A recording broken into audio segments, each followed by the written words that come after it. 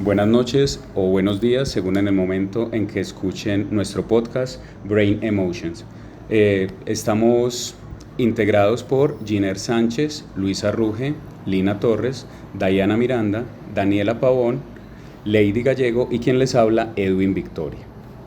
En la noche de hoy les acompañaremos Edwin Alfonso Victoria y Lady Gallego. Hola a todos, bienvenidos a nuestro podcast sobre emociones de ira y miedo. Hoy hablaremos sobre cómo estas afectan nuestra vida diaria y cómo podemos manejarlas de manera efectiva.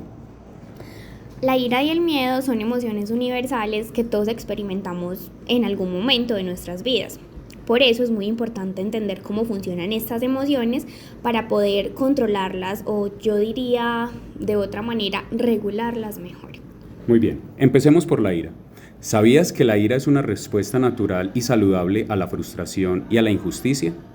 Así es, la ira nos ayuda a protegernos y defendernos. Sin embargo, cuando se vuelve incontrolable, puede ser destructiva. De hecho, la ira puede afectar nuestra salud física y mental y puede aumentar nuestra presión arterial, causar dolores de cabeza y aumentar nuestro estrés.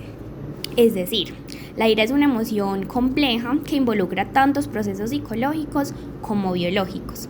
Y desde una perspectiva psicológica, la ira se puede definir, como una respuesta emocional a una amenaza percibida o a una frustración de los objetivos personales.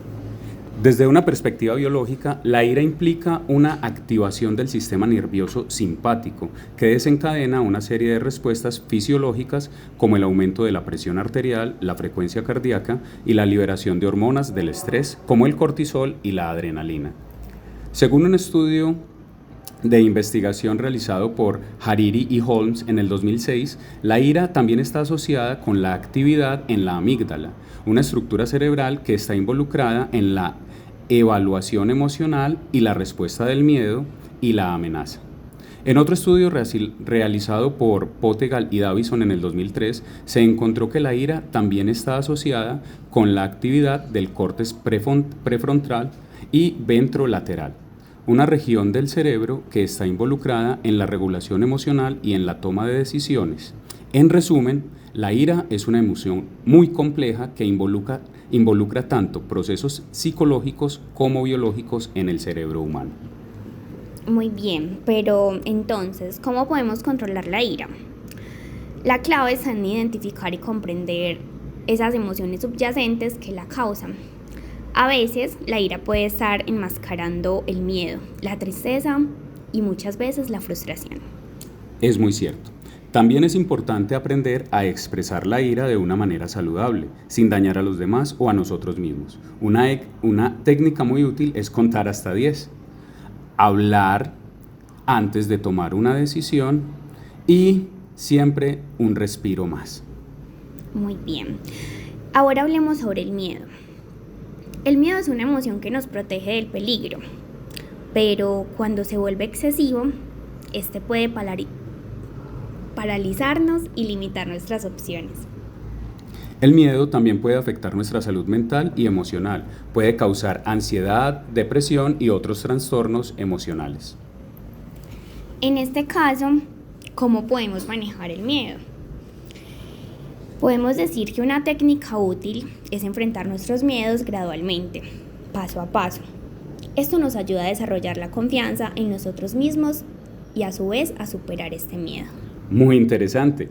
Me gustaría agregar entonces que las emociones de ira y miedo están relacionadas con nuestro cerebro y nuestro sistema nervioso. Estas emociones son una respuesta natural, a los estímulos y desencadenan una serie de procesos bioquímicos en nuestro cuerpo. De hecho, la psicobiología ha demostrado que la ira y el miedo afectan diferentes áreas del cerebro y estas pueden tener, diferentes efectos en nuestra salud y en nuestro bienestar. Está bien, entonces en resumen podríamos decir que la ira y el miedo son emociones naturales que todos experimentamos. Por lo tanto, es importante entender cómo funcionan estas emociones para poder manejarlas de una manera efectiva. La psicobiología podemos decir que nos ayuda a comprender mejor estas emociones y cómo afectan nuestra salud y nuestro bienestar. Por eso es importante recordar que es normal sentir estas emociones. Y aún más importante es como aprender a controlarlas o, como lo mencionaba antes, a regularlas de manera muy saludable. Muy bien. Y hasta aquí llegamos con nuestro podcast de hoy. Esperamos que haya sido útil y hayan aprendido algo.